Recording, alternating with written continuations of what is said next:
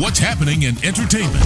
From Tinseltown to the Big Apple, this is your weekly entertainment magazine with Greg Dunmore of PULSEBEAT.TV. Pulse of a new generation. PULSEBEAT.TV.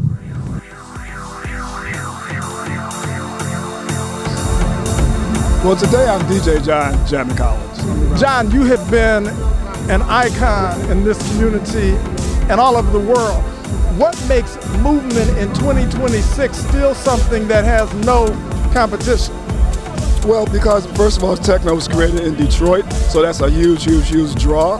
And the music coming out of the Motor City has been international for many years. And people from around the world are just attracted to Detroit. And the festival, of course, is one of the most popular in the world. John Jammin Collins, PULSEBEAT with Greg Dunmore, remembers the importance of the now late, great, the prolific, the profound master music mixer, John E. Collins.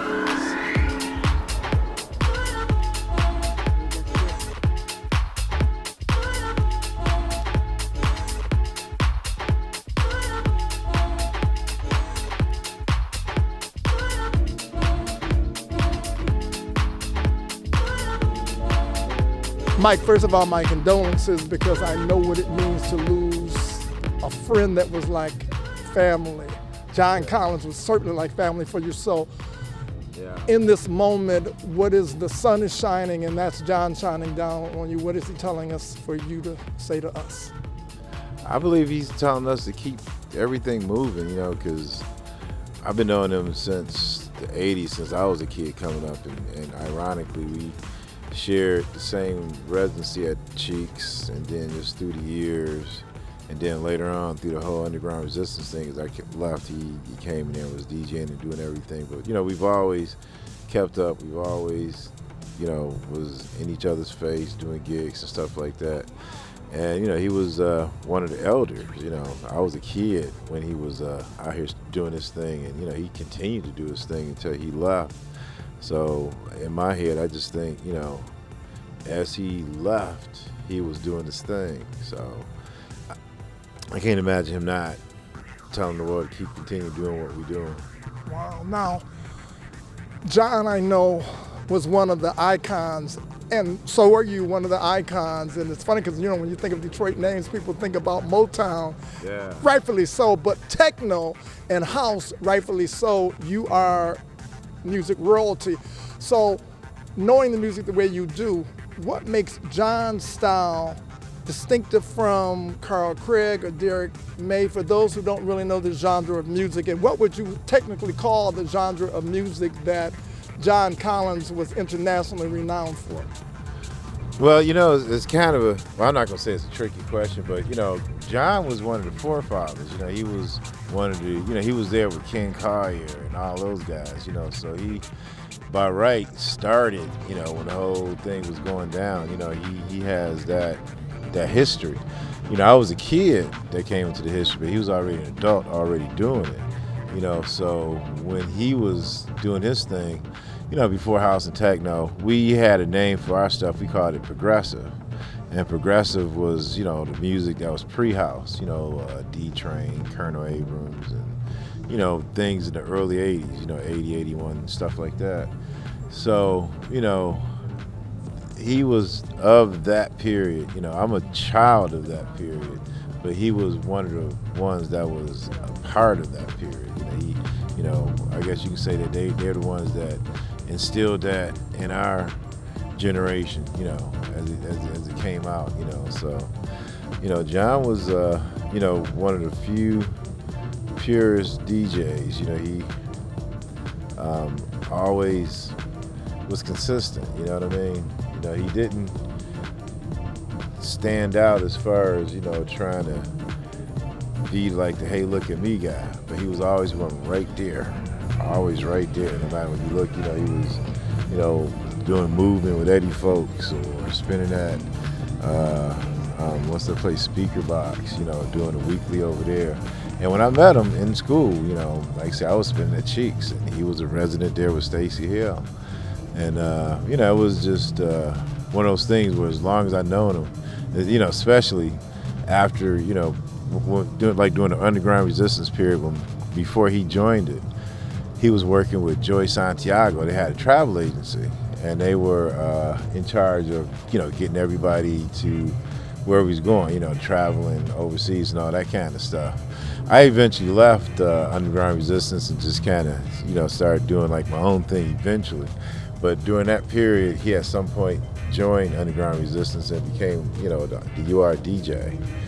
And you know, like I say, he just kept a consistent thing, and you know, there's a respect right there, because he was like a true DJ. You know, you can't say nothing, because he's one of those guys who I think we all look at that. We're gonna spin until we leave. Wow. Yeah. Now, I know that Mahalia Jackson, who would have been the elder for Aretha, passed knowledge to Aretha, and she said Dinah Washington passed knowledge to her. So in the genre of music, what did John Collins pass on to you as an elder to a younger guy trying to make a musical statement in this genre, house, techno, progressive music? He maintained the Detroit way of DJing, the original, because I came up under Ken Collier as far as like, you know, personally like learning, but you know, he was a part of all of that as well, and his generation, you know, they maintain that you know, integrity of the blending, because that was the thing, you know, before we start tricking and scratching and all that kind of stuff, we had a strong blending heritage, and I was trained, you know, through that. You know, shouts out to Harold Turner, rest in peace. He was one of the guys that when I was hanging out with Delano back in high school, he would take me to this guy Harold Turner's house, and Harold Turner had these turntables in the middle of a room that was filled with records. And again, it was before scratching and tricks, really. So we just blended for hours. And mind you, because it was before house music, meaning there was no drum machines, we were blending, you know, human drummers all day. And when you know, do that kind of stuff, you just develop a certain extra skin that no one else really has, because a lot of people came, like, you know, after drum machines, after 1,200 turntables. We're talking belt drives, we messing with live drummers, and you know they're gonna speed up as soon as they hit the drummer on, and you gotta know when to slow it down. And it's a rubber drum machine, it's a rubber turntable, belt drives, so you couldn't just touch it because it'll speed up or slow down. You had to really learn how to tweak it. You know, it was before the pitch sliders too, it was with the rotary knobs, so it was, you had to be really dedicated to want to be a part of that. And like I say again, when I stepped into the game, John was already there, dedicated DJ, doing this thing, maintaining that tradition back then, and brought that tradition out here to this day. And as he left, he was just as popular as he became. So it kind of speaks for itself. You know, he was kind of, you can say, a forefather that was still out here doing the same thing. So that's what we will miss, one of our forefathers who was out here doing this thing.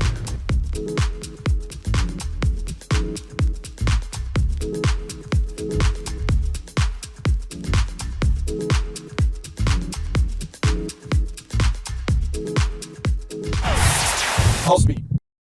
See live on stage in Dallas, Texas, Gladys Knight, Samara Joy, King George, Jamal Roberts, Rose Royce, Brian McKnight, Bilal, Kieli Manucci, Spyro Gyra, Karen Briggs, Keiko Matsui, Marion Meadows, Alex Bouillon, Kim Waters, Elliot Yaman, Natural Change, Lau Tizer, 5 divas and 1 dude, 8 trombone of the Southwest, Maxie Johnson, and from Lagos, Nigeria, Afro 4 with Ira, Queen of the Talking Drums, and more. They're all at the Black Academy of Arts and Letters 50th Anniversary 9th Annual Riverfront Jazz Festival at the historic Fair Park.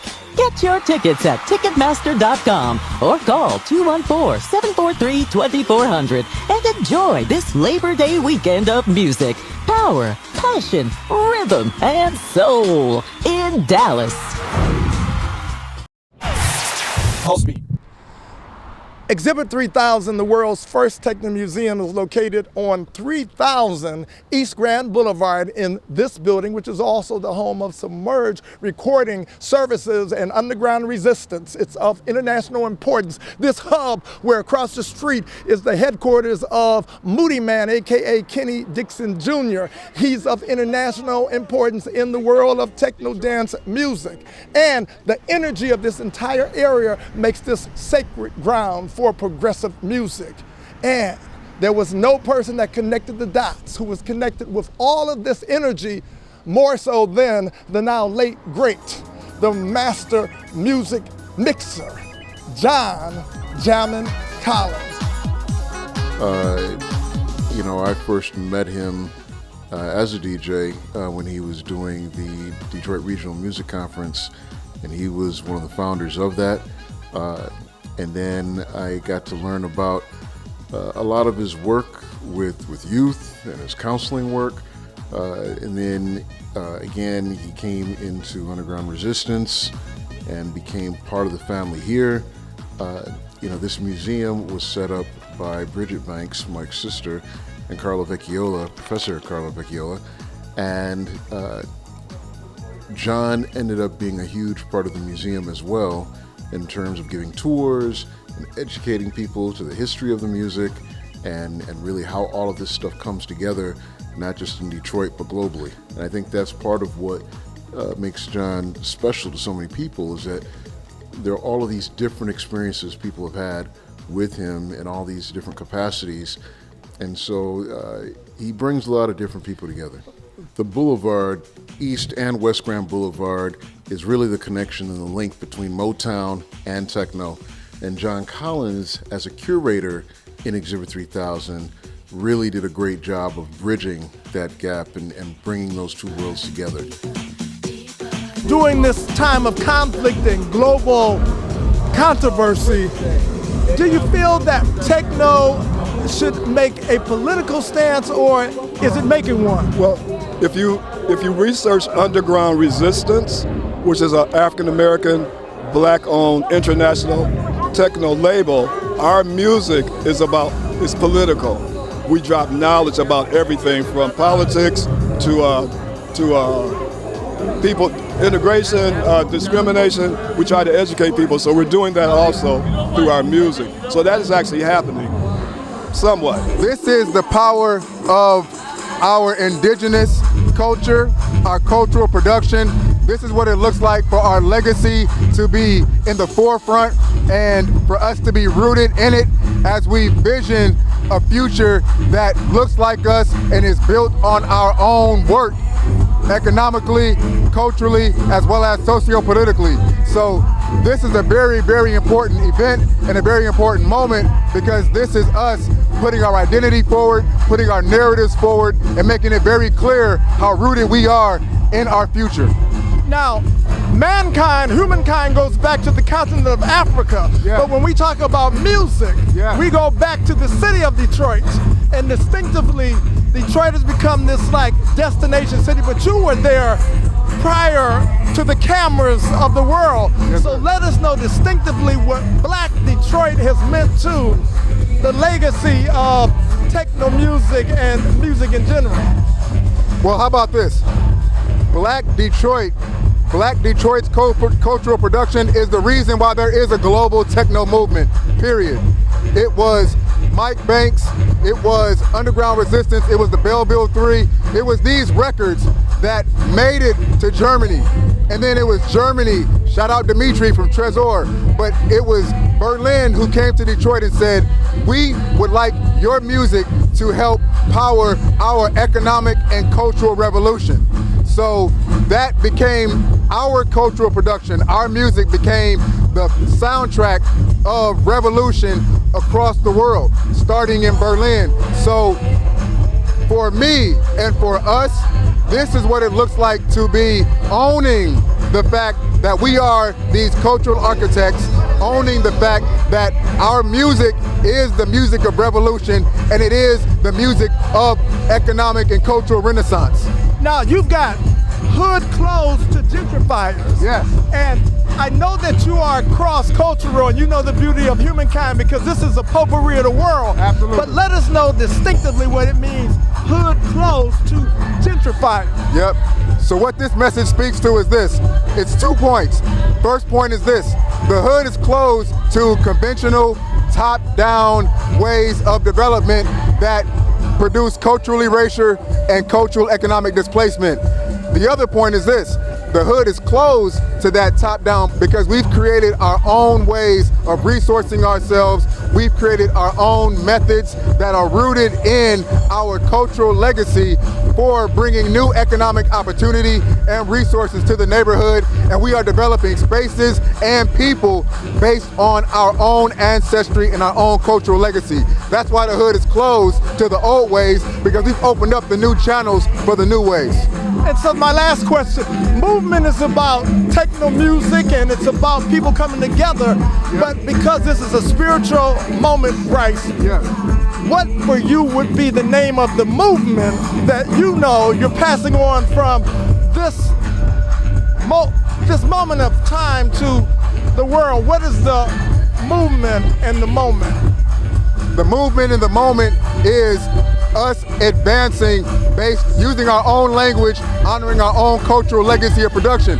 The only reason there's a movement is because first, 40 years ago, we were celebrating our music in basements.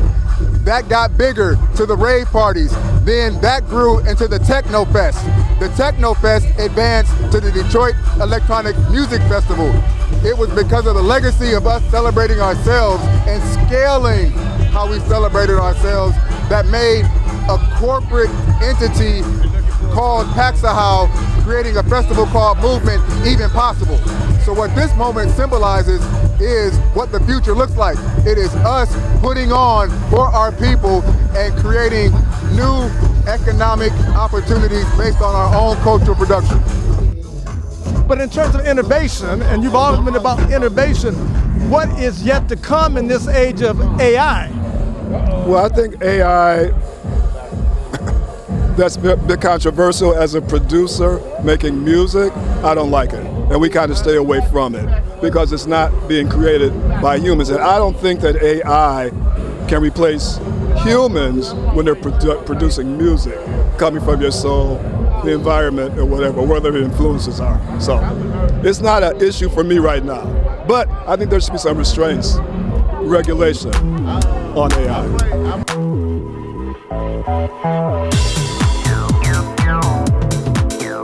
If you would define his style of music as a musicologist yourself, what would you explain to someone that doesn't quite understand the genre of music that made him an international celebrated DJ?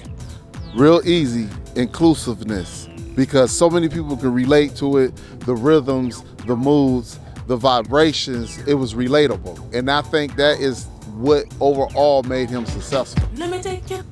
Say something to John because we're paying tribute to him, Sean. So as the weather is beautiful, that means that John now is in a greater place, and his spirit as the wind blows is part of the elements now. So to the ancestor, John Collins, say something to him, please. You know what, John? You're in the synergy. We're all in the same vibe, and you will continue to set the mood for us. And you are ever present. The last time that I actually saw John Collins spin was at Bryce Detroit's event during Techno Fest, and you were there. He was just he was nice, super talented, down to earth, just somebody that when he walked into the room, everybody turned around and said, hey, there's John. You know, he was just, people loved him, and I'm so shocked. I'm really sad. I mean, I can't believe he's gone. Like, we just saw him.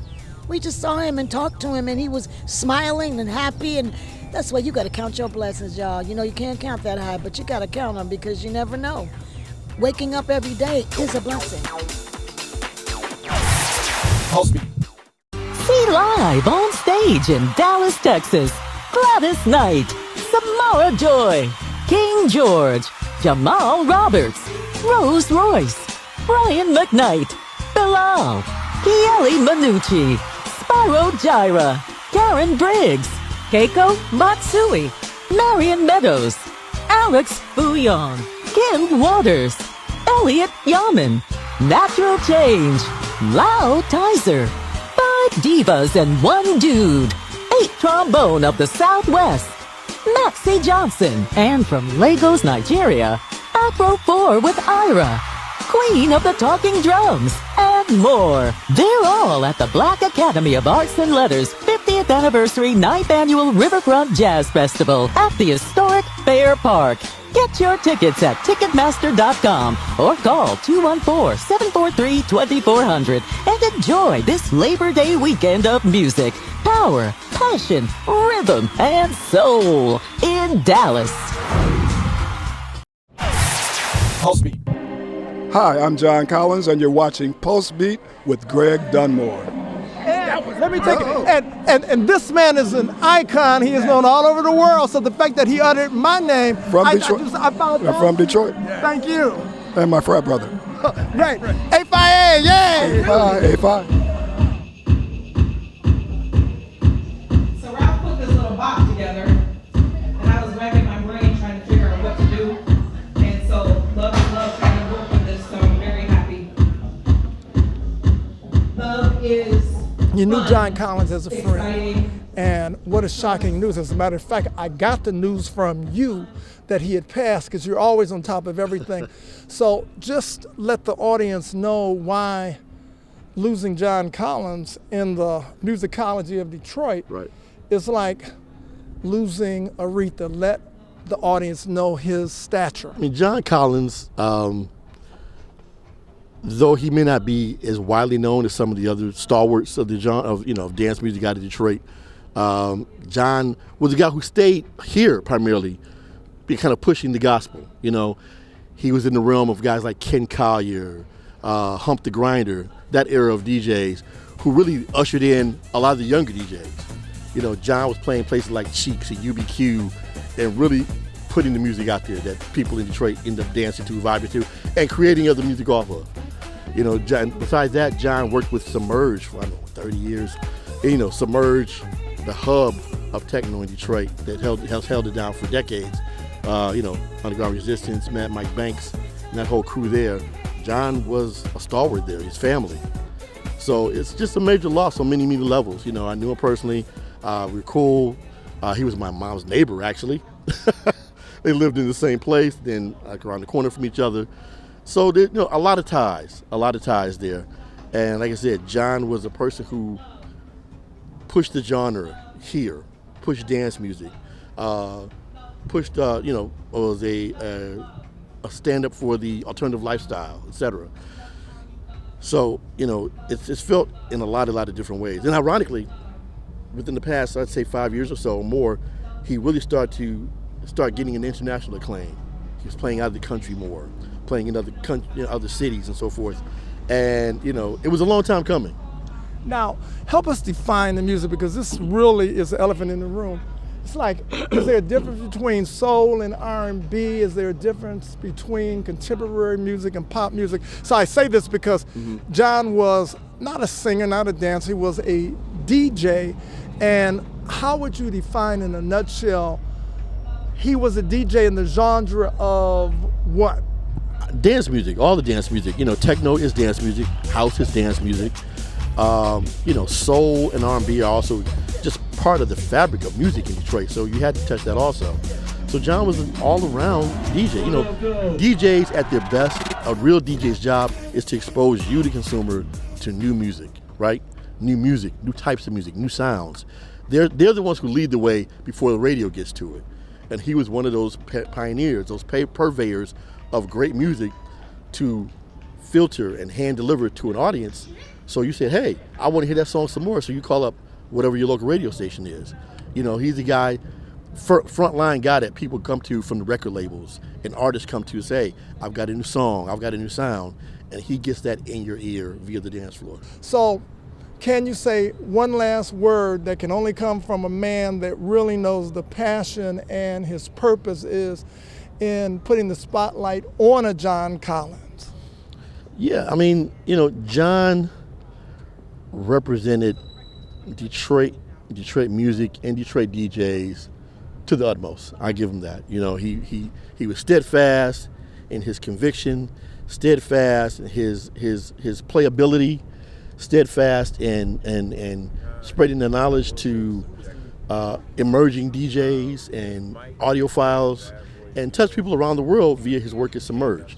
You know, he handled the bookings for them for decades, so putting them all over the globe, beside putting himself out there finally, and you know, just interacting with international consumers, international fans behind the work that they do over there.